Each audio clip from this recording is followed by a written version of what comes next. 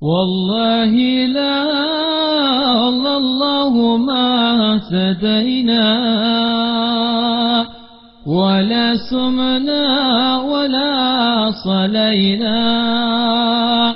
والله لا الله ما اهتدينا ولا سمنا ولا صلينا. فأنزلا سكينة علينا وثبت الأقدام إن لقينا.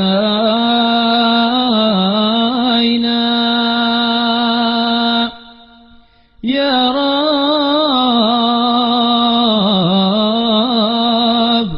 فأنزلا سكينة علينا وثبت الأقدام إن لقينا.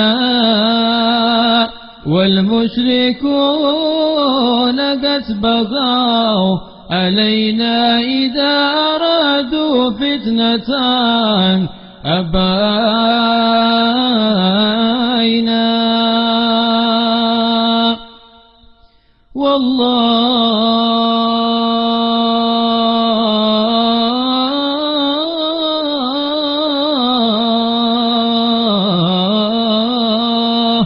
والله لا الله ما اهتدينا ولا سمعنا ولا صلينا. فأنزلا سكينة علينا وثبت الأقدام إن لقينا.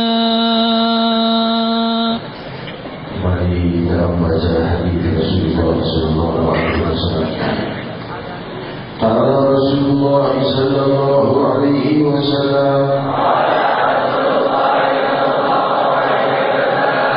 لا تباغضوا ولا تحاسدوا ولا تدابروا وكونوا عباد الله إخوانا ولا يحل لمسلم أن يهجر أخاه فوق 3 أيام.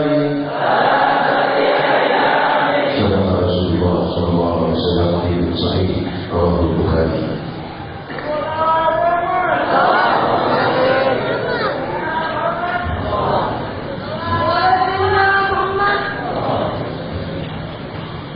Assalamualaikum warahmatullahi wabarakatuh.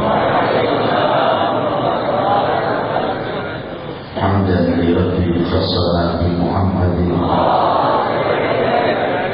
wa anqadana min zulmatil jahli wal jahli. Alhamdulillahilladzi hadana bi 'abdihi al-mukhtar man da'ana إليه بالإذن وقد نادانا لبيك يا من دلنا وحدانا. صلى الله وسلم وبارك عليه وعلى آله. الحمد لله الذي جمعنا الحمد لله الذي أحضرنا limpahan puji kehadirat Allah yang maha indah, yang maha melimpahkan keindahan sepanjang waktu dan zaman. Dari masa ke masa memperindah keadaan menjadi lebih indah. Jiwa hamba-hambanya yang semakin dekat. Dari para mukminin dan mukminat yang diangkat derajatnya setiap waktu dan saat dengan sunnah sang pembawa rahmatnya Allah Sayyidina Muhammad sallallahu alaihi wasallam. Hingga setiap waktu mereka lewati dalam siang dan malam, mereka terus terdekatkan dan semakin dekat kepada cinta Allah, kepada keridhaan Allah kepada kasih sayang Allah, kepada cahaya mahabbatullah, kepada cahaya keindahan Allah. Mereka lewati hari-harinya dengan rukuk dan sujudnya, dengan taatnya kepada Allah. Mereka lewati dosa-dosa dengan istighfar dan taubat, hingga lewatlah hari mereka dalam kerhudan. Hari demi hari tercatat, matahari dan bulan sebagai saksi, bumi sebagai saksi, jasadnya sebagai saksi, lidahnya menjadi saksi, tangan dan kaki menjadi saksi, dan kesemua alam semesta menjadi saksi atas kemuliaannya, dan alam semesta menjadi saksi atas kecintaan Allah padanya. Sebagaimana diriwayatkan dalam Sahih Bukhari, Rasul sallallahu alaihi wasallam bersabda, "Idza ahabballah 'abdan ibtala ahabballah, idza ahabballah 'abdan nada Jibril ya Jibril inni uhibbu fulan fahibbahu wa nazala Jibril ila as-sama wa qala ya ahla as-sama inna Allah qad ahabba fulan fahibbu." Hadirin hadirat, Rasul sallallahu alaihi wasallam bersabda, jika Allah telah mencintai seorang hamba, maka Allah berkata kepada Jibril, "Wahai Jibril, aku telah mencintai fulan." Maka Jibril turun ke langit dan mengumumkan kepada penduduk angkasa raya, berjuta-juta galaksi di langit, dan kepada semua yang ada di langit dan bumi, "Wahai penduduk angkasa raya, Allah telah mencintai fulan, maka cintailah dia." Jadilah seluruh debu, hewan dan tumbuhan mengenal hamba yang dicintai Allah, dan kecintaan Allah kepada hamba itu terbit dengan sunnah dan tuntunan Sayyidina Muhammad. Kuntum tuhibbunallah fattabi'uni yuhibbukumullah. Jika kalian mencintai Allah, ikutilah Nabi Muhammad sallallahu alaihi wasallam, maka kalian akan mencintai Allah Subhanahu wa taala. Hadirin hadirat yang dimuliakan Allah, demikian agung dan luhurnya Rabbul Alamin memperindah kehidupan setiap keturunan Adam yang mau beriman kepada Allah, yang mau mengikuti tuntunan sang Nabi, yang mau menghiasi jiwanya dengan kedamaian. Allah Subhanahu wa taala berfirman, "Alladzina amanu wa tatma'innu qulubuhum bi dzikrillah, ala bi dzikrillah tatma'innul qulub." Ketahuilah, orang-orang yang beriman itu tenang hatinya dengan mengingat Allah. Ala bi dzikrillah tatma'innul qulub. Hanya dengan zikir kepada Allah lah tenang dan damainya sampai. Hadirin hadirat, satu nama yang maha tunggal dan maha abadi, yang jika diingat akan menimbulkan kedamaian, menenangkan seluruh sel tubuh kita, membawa kedamaian pada seluruh sel tubuh kita, dan membawa aura kemuliaan yang terbit dan muncul dari sang bayi kepada seluruh tubuhnya dan kepada alam sekitar. Dr. Herbert Benson dari Universitas dari Fakultas Kedokteran di Universitas Harvard menemukan satu penemuan yang sangat mengejutkan. Setelah ia mempelajari cara untuk membawa kedamaian dan ketenangan bagi manusia, belasan tahun ia mempelajari dan mencari, ia menemukan satu penemuan yang sangat mengejutkan. Apa penemuannya? Tidak pernah ada kedamaian yang dia temukan bisa mendamaikan seorang manusia, ketenangan hatinya, kecuali dengan iman kepada Allah. Dan tidak pernah ada kedamaian yang mencapai mencapai hebatnya orang yang beriman kepada Allah dibanding iman kepada apapun selain. Mengingat air terjun yang indah, mengingat gunung yang indah, mengingat kekasih, mengingat kenikmatan apapun yang dia perbuat untuk mencapai kedamaian, belum ada satu metode yang mereka temukan yang tidak dia temukan terkecuali kedamaian itu sangat memuncak ketika manusia mengingat Allah. Maka ia menyimpulkan, Dr. Herbert Benson dari Fakultas Kedokteran di Harvard, bahwa keturunan Adam memang telah dicipta untuk hanya taat dan beriman kepada Allah. Yang dengan itu tenanglah jiwanya, yang dengan tenang jiwanya maka tenanglah seluruh tubuhnya, dan terpengaruh seluruh sel tubuhnya. Demikian indahnya penemuan demi penemuan membuka keluhuran ilahi, dan Allah sudah berfirman, ala dzikrillah tatmainnul qulub. Ketahuilah, dengan mengingat Allah akan tenanglah sang batin. Wahai jiwaku dan jiwa kalian yang diombang-ambingkan dalam gelombang kehidupan, tak dalam melimpahan kenikmatan hingga terjebak pada kekufuran dan tidak bersyukur, atau kepada kesusahan hingga terjebak kepada tidak sabar terhadap Allah dan kufur. Gelombang itu terus mengombang-ambingkan keturunan Adam. Namun ketika jiwanya telah menyimpan aura kekuatan terbesar di alam semesta ini, yaitu Allah Jalla wa'ala, maka ia akan dapat apapun yang terjadi tidak akan bisa mengecohnya, karena jiwanya bersama Allah Jalla wa'ala.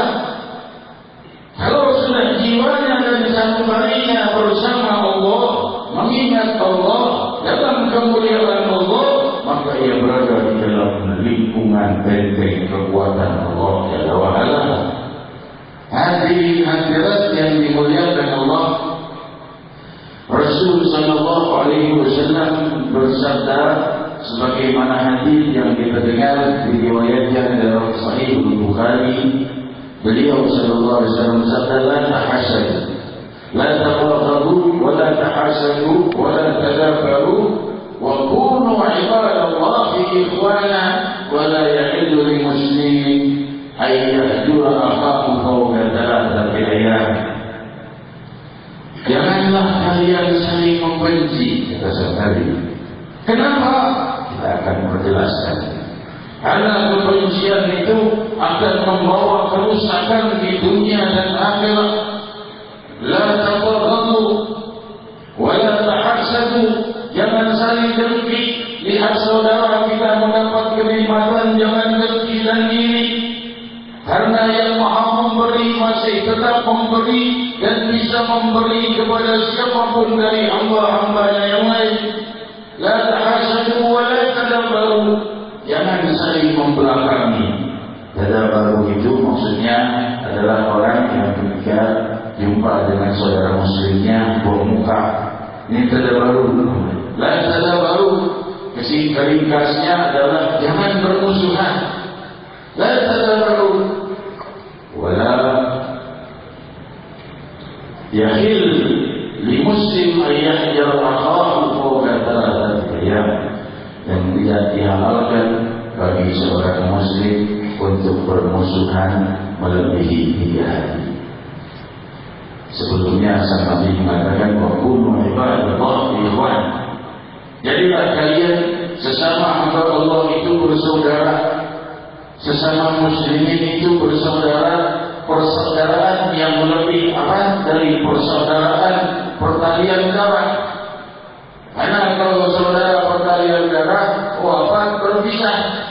Tapi kalau saudara di dalam iman, wafat di dunia, di barzakh dan di akhirat tidak pernah berpisah. Wa kunu ibadallahi ikhwana.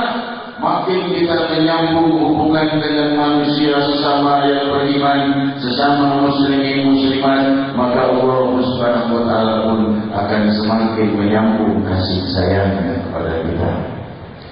Semakin seseorang tidak memiliki kebencian kepada orang lainnya, makin indah hidupnya dunia dan akhirat.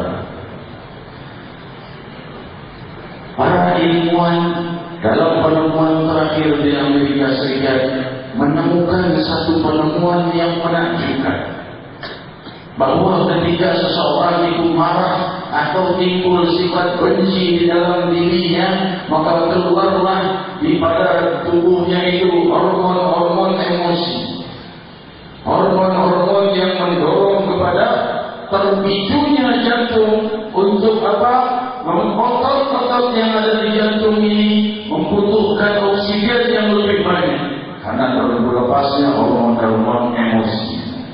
Marah seseorang atau yang benci pada sesuatu, benci pada orang lainnya atau lainnya, maka itu akan menyebabkan terlepasnya hormon-hormon tersebut, dan itu jika terjadi akan membuat kebutuhan yang berlebihan atas oksigen di otot-otot jantung yang tidak bisa dipenuhi oleh paru-paru. Kebutuhan oksigen itu berbeda dengan orang yang berlari, jantungnya berdebar cepat tapi tubuhnya bergerak.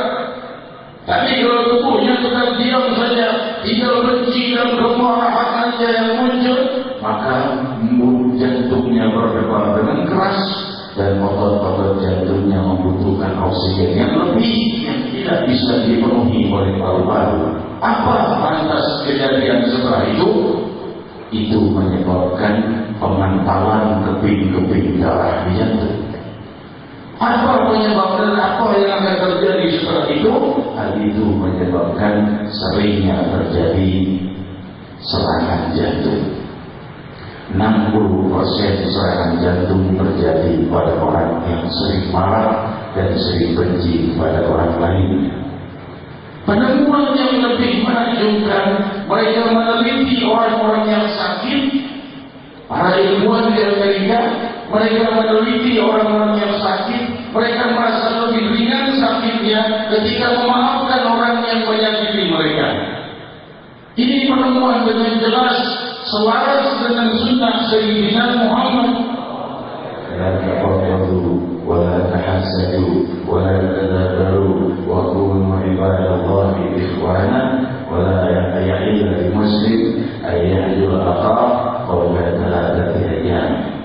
Jangan saling memusuhi, jangan saling benci. Sang Nabi telah memahami, karena di dalam setiap tuntunan beliau itu tersimpan kesejahteraan dan kesehatan di dunia bagi tubuh dan juga kebahagiaan di akhirat. Semakin sirna seseorang dari membenci orang lainnya, makin ringan semua penyakitnya, makin jauh dari serangan jantung. Demikian hebat sunnah Muhammad Rasulullah SAW. Orang yang paling pemaaf Sayyidina Muhammad SAW. Hadirin hadirat yang dimuliakan Allah, Allah Subhanahu wa taala telah menjadikan kemuliaan pada jiwa yang dipenuhi dengan cahaya ilahi, maka jiwa itu akan sulit dendam kepada siapapun. Demikianlah jiwa Sayyidina Muhammad SAW. Dia akan dipenuhi kekuatan ilahi, berpengaruh kepada apapun yang ada di dekatnya. Sebagaimana penemuan Profesor Masaru Emoto dari Jepang yang telah sering kita dengar, bahwa air itu bereaksi dengan emosi orang yang ada di hadapan. Kalau orang di hadapannya marah-marah, maka air itu dilihat pada mikroskop dengan skala tertentu, maka berubah menjadi buruk bentuknya air itu. Dan ketika orang yang ada di hadapan itu tenang, maka air itu berubah menjadi lebih indah jika dilihat pada skala tertentu di mikroskop. Ini jiwa yang tenang, lebih-lebih lagi jiwa yang dipenuhi cahaya Allah. Ini berpengaruh bukan hanya pada air, tapi pada alam semesta, bahkan merubah hal-hal yang hina menjadi mulia, sebagaimana firman Allah di dalam hadis qudsi riwayat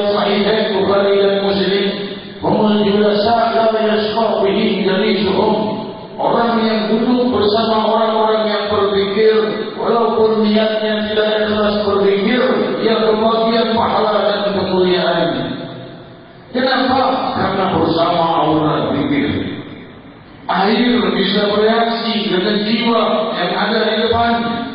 Demikian pula alam semesta ini. Hadirin hadirat yang dimuliakan Allah. Inilah Allah Subhanahu wa taala menjadikan jiwa-jiwa mulia itu membawa penyelamat di muka bumi. Sebagaimana Allah Subhanahu wa taala berfirman, "Laula rijalun minal mu'minin wa nisa'un minal mu'minat lam ta'lamuhum." Yang tidak kalau seandainya bukan karena pria-pria mukminin dan wanita-wanita mukminat yang kalian tidak ketahui kemuliaan mereka itu, lau tasayyalu la'adzabna alladziina kafaru minhum 'adzaban alima. Kalau mereka itu tiada, kalau mereka itu pergi, maka saya akan turun azab yang pedih kepada wilayah itu. Tapi karena ada kaum mukminin dan mukminat, silahnya jamaah. Sebagian ulama menafsirkan bahwa ini adalah jamaah pada orang-orang yang melakukan salat jamaah atau jamaah majlis ta'lim atau jamaah majlis zikir. Keberadaan mereka inilah yang menyingkirkan musibah. Kenapa? Karena alam semesta sudah ditata oleh satu kekuatan tunggal yang maha menata segala kejadian untuk tetap memuliakan dan membawa keberkahan bagi jiwa-jiwa yang dipenuhi cahaya Allah. Allah Subhanahu wa taala berfirman dalam hadis ana ma'abdi haituma yakarani. Aku bersama hambaku ketika hambaku mengingatku wa ta'alakat bi syafadah. Dan ketika kedua bibirnya bergetar menyebut namaku. Kalau sudah Allah bersamanya, maka kedamaian bersamanya. Kalau kedamaian bersamanya, kedamaian bersama istrinya. Demikian indahnya jiwa Sayyidina Muhammad SAW. Dan semoga aku dan kalian terwarnai dengan cahaya keindahan Allah SWT. Hadirin hadirat yang dimuliakan Allah, setiap perbuatan ibadah yang merupakan sunnah sang Nabi tersimpan padanya cahaya keridhaan ilahi. Diriwayatkan dalam Sahih Muslim dalam salah satu hadis qudsi bahwa Allah Subhanahu wa taala berfirman di hari kiamat kepada para hamba-hambaku, aku sakit, kenapa kalian tidak menjengukku? Aku lapar, kalian tidak memberiku makan. Aku haus dan kalian tidak memberiku minum. Maka para hamba-hamba bertanya, wahai Allah, sungguh bagaimana engkau ini sakit sedangkan engkau Rabbul Alamin? Bagaimana engkau lapar sedangkan engkau Rabbul Alamin? Bagaimana engkau haus sedangkan engkau Rabbul Alamin? Allah menjawab, hambaku, kau lihat hambaku bulan sakit, kau tidak menjenguknya. Wa in udtahu lawajadtani indah. Kalau seandainya kau menjenguknya saat itu, kau akan menemukan aku ada bersamanya. Maksudnya apa? Bukan Allah ada di samping orang yang sakit, tapi keridhaan dan kasih sayang Allah ada bersama orang yang menjenguk orang yang sakit. Hambaku bulan lapar, ia minta kepadamu makanan dan kau tidak memberinya. Amma awafta, maka kau tidak tahu. Lau af'amtahu, lau wajadtani indah. Kalau kau beri dia makan, kau akan temukan aku bersama orang itu. Maksudnya apa? Kau akan mendapatkan cintanya Allah dengan membantu orang yang kelaparan itu. Hambaku bulan kehausan dan dia minta minum kepadamu, kau tidak memberinya minum. Kalau kau memberinya saat itu, kau akan temukan aku padanya. Demikian sifat-sifat mulia membantu sesama membuka rahasia keridhaan Allah Jalla wa'ala. Oleh sebab itu diriwayatkan dalam Sahih Bukhari ketika salah seorang wanita bertanya kepada Rasulullah Sallallahu Alaihi Wasallam, "Ya Rasulullah, aku punya harta yang lebih. Boleh tidak aku sedekahkan pada suamiku dan anakku? Boleh tidak sedekah pada kerabat sendiri?" Maka Rasulullah SAW menjawab, "Laha ajran, falaki ajran." Untukmu dua pahala, ajr sedekah atau ajr karamah. Pertama, kau dapat pahala sedekah. Yang kedua, kau dapat pahala menyambung silaturahmi dengan kerabat. Di sini bertanyakan, mana boleh sedekah diberikan kepada keluarga sendiri? Justru keluarga sendiri dulu, baru orang lain. Bahkan keluarga sendiri kata Rasul mendapat dua, yaitu pahala sedekah dan pahala menyambung kekerabatan. Demikian indahnya tuntunan Nabi kita Muhammad Sallallahu Alaihi Wasallam. Allah Subhanahu Wa Taala berfirman di dalam hadis qudsi riwayat Sahih Bukhari, "Ana 'inda dhanni 'abdi bi, wa man 'adali waliyan faqad 'adantuhu bil harb." Barang siapa yang memusuhi wali-waliku, aku umumkan perang kepadanya. Ini Allah Subhanahu Wa Taala berfirman menunjukkan Allah akan menghancur leburkan semua mereka yang memerangi para wali-wali. Wa ma taqarraba ilayya 'abdi mimma taraktu mimma uhibba mimma ahab mimma taraktu alaih. Tiadalah seorang hamba mendekat kepadaku, wa ma taqarraba ilayya 'abdi bi syai'in ahabba ilayya mimma taraktu alaih. Tiadalah seorang hamba-Ku mendekatkan dirinya kepadaku dengan menjalankan apa-apa yang Kuwajibkan untuk mereka. Wala yazalu 'abdi yataqarrab ilayya bin nawafil hatta uhibbah. Hamba-Ku itu tidak puas hanya menjalankan yang wajib saja, ia terus mendekat padaku dengan hal-hal yang sunnah sampai aku mencintainya, kata Allah. Subhanallah. Jadi cintanya Allah itu tersimpan pada hal yang fardu dan yang sunnah. Jadi jangan menyepelekan syariat. Sampai kemanapun puncak kemuliaan ingin dicari, tidak akan bisa tercapai derajat para wali terkecuali dengan mengamalkan syariat dan sunnah. Segala hal yang bertentangan dengan syariat dan sunnah, maka tentunya tidak akan mencapai derajat cinta kepada Allah. Sebesar-besar apapun pengakuan seseorang, jika ia menentang syariat dan menentang sunnah sang Nabi, maka ia mengaku ia seorang yang mulia di sisi Allah, maka batil. Karena seorang wali tidak dicintai oleh Allah dan diangkat oleh Allah menjadi wali, terkecuali ia telah mengamalkan hal yang fardu dan yang sunnah sampai Allah mencintainya. فَإِذَا أَحْبَبْتُهُ كُنْتُ سَمْعَهُ الَّذِي يَسْمَعُ بِهِ وَبَصَرَهُ الَّذِي يُبْصِرُ بِهِ وَيَدَهُ الَّتِي يَبْطِشُ بِهَا وَرِجْلَهُ الَّتِي يَمْشِي بِهَا وَإِنْ أَسْأَلَنِي لَأُعْطِيَنَّهُ وَلَئِنِ اسْتَعَاذَنِي لَأُعِيذَنَّهُ.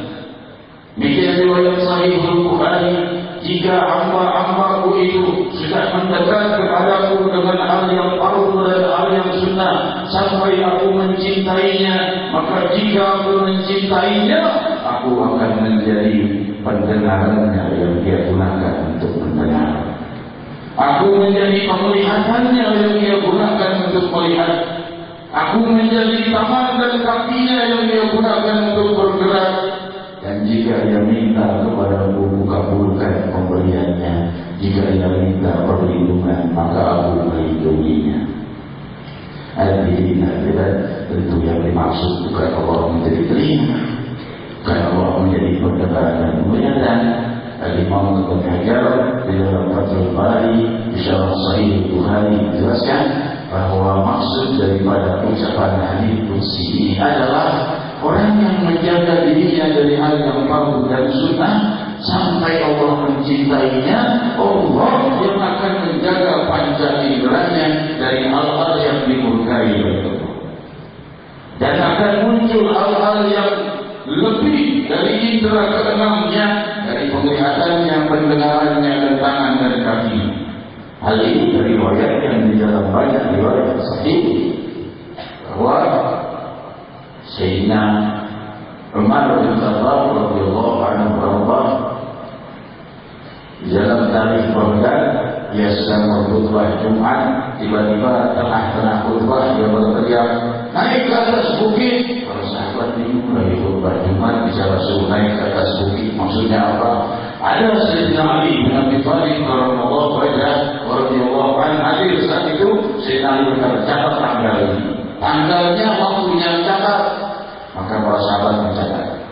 Tidak berapa minggu kelompok pulang dari peperangan, mereka berkata, kami terjebak dalam peperangan, hampir saja kami kalah. Tiba-tiba kami mendengar suara tanpa wujud, suaranya Sayyidina Umar bin Khattab yang mengatakan naik ke atas bukit. Wujudnya tidak ada, cuma suaranya saja. Kami naik ke atas bukit, lalu kami meneruskan peperangan, akhirnya kami menang. Kapan itu terjadi? Dia berkata hari Jumat, kira-kira saat khutbah Jumat. Subhanallah, Sayyidina Umar sedang khutbah Jumat, seraya berkata naik ke atas bukit. Ia sedang berhadapan dengan jamaah, tapi penglihatannya dan pendengarannya sampai kepada saudara-saudara muslim yang di tempat yang jauh. Ia menolong mereka dan membantu mereka dengan memberikan kepada mereka penyelesaian yang membuat mereka menang. Naik ke atas bukit, selamat mereka dan menang. Demikian hebatnya para wali Allah Subhanahu wa taala dan tentunya sangat banyak. Sayyidina Ali bin Abi Thalib radhiyallahu anhu, Sayyidina Ali Zainal Abidin dan lain sebagainya, yang kesemuanya ahlul khusyuk, kesemuanya orang yang menjalankan sunnah sang Nabi, kesemuanya tidak mau bertentangan dengan Allah dan Rasul. Hadirin hadirat yang dimuliakan Allah, insa'alani la'u'tihanah. Kalau mereka minta padaku, kata Allah, niscaya akan kuberi. Dan jika mereka mohon perlindungan padaku, niscaya kulindungi. Akhir dari penyampaian saya malam hari ini adalah munculnya fitnah terhadap pribadi saya dan majelis Rasulullah SAW yang disebarluaskan di masjid-masjid dari Jumat yang lalu, di Al-Hawli, di Al-Munawwar, di banyak perkantoran. Orang yang menyebarkan juga pakai jaket majelis Rasulullah. Isinya ada foto saya, ada tanda tangan palsu saya, dan juga poin-poinnya menyudutkan Presiden Republik Indonesia, menyudutkan Ibu Megawati, menyudutkan FPI dan MPR, dan menghina orang baik lainnya. Seakan-akan itu muncul dari saya. Sebaran dibagikan sebanyak-banyaknya. Hari ini hadirin saya mohon jangan ada yang mengambil tindakan anarkis, karena saya sudah memaafkannya. Biar saja mereka terus demikian, kita dan saya terus berdoa setiap malam agar Allah berikan bagi mereka hidayah. Kalau yang mereka perbuat ingin memusuhi dakwah Sayyidina Muhammad, bukankah yang kita ajarkan kedamaian? Bukankah yang saya sampaikan agar kita mencintai Allah dan Rasul? Damai di wilayah ini, damai bangsa ini, damai masyarakat kita, damai dan makmur kehidupan kita dunia wal akhirat.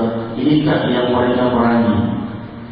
Semoga Allah memberi mereka kejelasan, memberi mereka hidayah.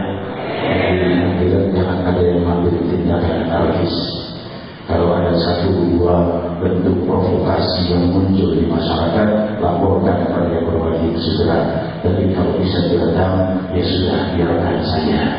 Karena kedamaian itu selalu bersama kekuatan Allah Subhanahu wa taala. Ya, jadi biarkan saja kita terus berjalan, kita di dalam satu kesatuan, kita di dalam satu iman, kita tidak ada masalah. dengan Presiden Republik Indonesia dari mulai tahun 98 Majelis Rasulullah ini berdiri, terus siapapun naik menjadi Presiden tidak pernah ada masalah dengan Majelis Rasulullah. Demikian pula dengan Ibu Megawati, tidak pernah ada masalah dengan MPI, justru kita bersaudara, dengan MPR kita bersaudara. Tapi kelompok ini ingin menjadikan seluruh simbol itu memerangi Majelis Rasulullah, tidak akan berhasil. Wallah. Justru persatuan muslimin muslimat untuk sama-sama mengangkat dakwah Sayyidina Muhammad SAW. MPR, MPI dan Majelis Rasulullah tidak akan bisa dipecah karena kami sama-sama pembela Sayyidina Muhammad. Masing-masing dengan caranya. Ada yang dengan cara naik mobil, ada yang dengan cara sepeda, ada yang dengan cara naik bus, ada yang dengan cara naik helikopter, ada yang dengan kapal laut, masing-masing dengan caranya. Tapi satu tujuan, maka tidak akan pernah bisa dipecah belah. Hadirin hadirat, kita bermunajat kepada Allah Subhanahu wa taala, meneruskan daripada doa Nabi kita Muhammad sallallahu alaihi wasallam untuk kemuliaan dan pembenahan umat ini. Rabbi angkatlah segala kesulitan dari kami dan dari seluruh muslimin muslimat. Allahumma afina wa tubina wa hafazna wa ansurna wa farij 'anna wal muslimin. Allahumma afina wa iyahum jami'an syarra masa'ib dunya wad din. Allahumma aslihna wa aslih man fi salahihi salahul muslimin. Allahumma la tuhlikna wa ahlik man fi halakihi salahul muslimin. Allahumma asqina al-ghaitha wal-rahmah wa la taj'alna min al-qanitin. Allahumma arham wasrif 'anna wa 'anil muslimin al-adha wal-bala wal-qahta wal-humma wal-dhulma wa jami' anwa' al-fitan wal-mihan wal-amrad wal-asqam ma dhahara minha wa ma batan وادفع اللهم عنا شر الطاغين والباغين والمعتدين والظالمين بما شئت عاجلا غير آجل بعافية وسلامة برحمتك يا أرحم الراحمين. يا المناجاة kepada Rabbul Alamin, wahai yang menguasai alam semesta, wahai yang selalu mendamaikan jiwa yang mengingatnya, wahai yang maha memberikan kedamaian dunia dan akhirat. Damaikan jiwa kami, damaikan hari-hari kami, damaikan kehidupan kami, damaikan alam barzakh kami, damaikan kematian kami kelak, damaikan kami di yaumul qiyamah. Wahai cahaya kedamaian dunia dan akhirat yang terbit dengan kebangkitan Sayyidina Muhammad, kami bertawassul demi keluhuran dan cahaya risalah sang Nabi, agar kau terangi jiwa kami dan kehidupan kami dan hari-hari kami dengan mengaturkan namamu. Wa qulu jami'an ya Allah, ya Allah, ya Allah, ya Allah, ya Allah, ya Allah, ya Allah, ya Allah, ya Allah, ya Allah, ya Allah.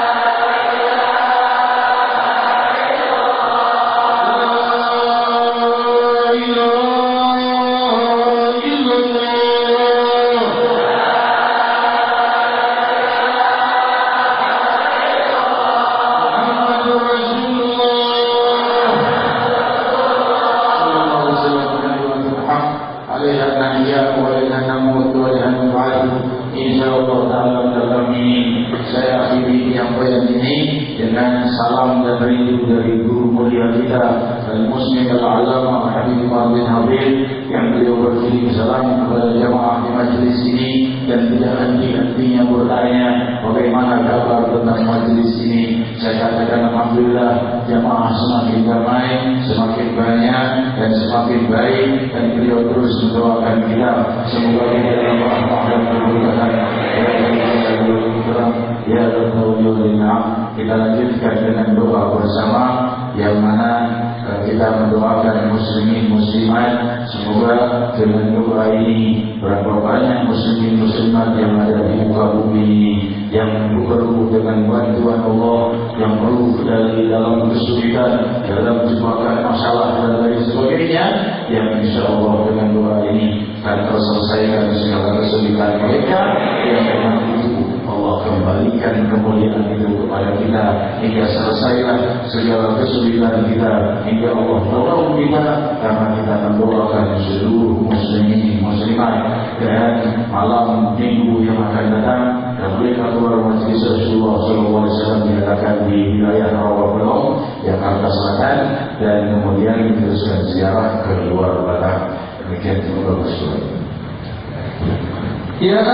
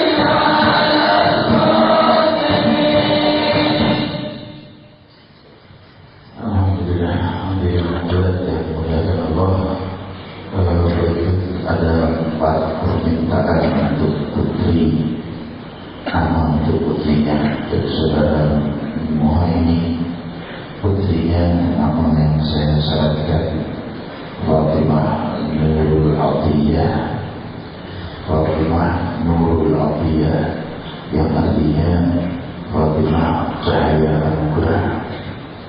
Untuk saudara yang meminta nama putri kembar, duanya kembar, Fatimah Nurul Inayah, Fatimah Nurul Rahmah, Fatimah Nurul Inayah, Fatimah Nurul Rahmah, Fatimah cahaya bimbingan Allah Subhanahu wa Ta'ala, dan Fatimah cahaya rahmatnya Allah Subhanahu wa Ta'ala. Dan minta terakhir juga untuk putrinya dari saudara Nur Hadi, nama yang saya berikan Fatimah Nur Zahra, Fatimah cahaya bunga yang indah. Semoga putri-putri muda ini paling berkah dari berkat ayah bundanya dunia dan akhirat. Kita mengucapkan selamat datang pada para hadirin kita, para ulama kita. Di sini ada Ibu Sari bin Umar Al-Qas, lama tidak hadir, alhamdulillah sekarang bersama kita. Semoga dilimpahi rahmat dan kemuliaan. Juga para kiai, para ulama kita. Di sini hadir juga ketua Masjid Raya Munawwar, Bapak Kiai Jaliluddin. Semoga dilimpahi rahmat dan kemuliaan. Dan mengucapkan doa untuk kepada ayahanda kita, Al-Habib Mustafa Al-Qas, gitu Allah masyukurah. Bismillahirrahmanirrahim. Allahumma salli ala sayyidina Muhammadin fil awwalin wal akhirin. Wa salli wa sallim ala sayyidina Muhammadin fil nabiyyin wal mursalin. Wa salli wa sallim ala sayyidina fi kulli waqtin rahim. Wa salli wa sallim ala sayyidina fil